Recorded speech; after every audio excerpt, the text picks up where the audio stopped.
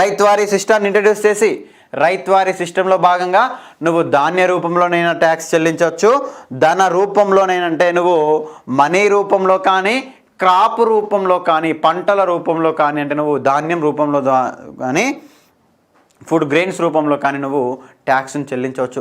అప్పటి వరకు only tax collection అనేది ఏ రూపంగా ఉన్నది, ట్యాక్స్ కలెక్షన్ అనేది ఏ విధంగా ఉండేది, ఓన్లీ మనకు పంటల రూపంలోనే తీసుకునే వాళ్ళు.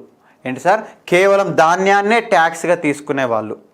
ఇప్పుడు ఏం చేసిండు, రైతువారీ సిస్టమ్ ఇంట్రడ్యూస్ చేసి నువ్వు ట్యాక్స్ను ధాన్య రూపంలో చెల్లించినా ఓకే, అదేవిధంగా నువ్వు మనీ విషయంలో మనీ రూపంలో చెల్లించినా ఓకే, అంటే నువ్వు కరెన్సీ రూపంలో చెల్లించినా ఓకే, లేదంటే నువ్వు ఫుడ్ గ్రెయిన్స్ విషయంలో నువ్వు చెల్లించినా కూడా ఓకే అని ఒక కొత్త సిస్టాన్ని ఇంట్రడ్యూస్ చేసిండు.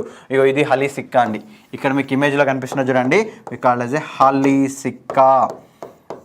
నిజామ్స్ యొక్క కరెన్సీ ఏంటి, హలీ సిక్కా.